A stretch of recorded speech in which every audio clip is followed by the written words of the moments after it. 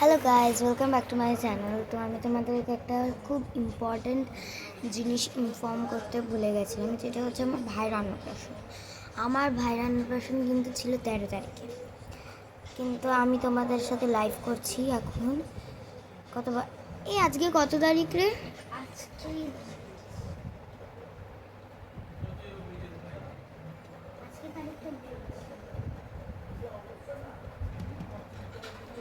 কত?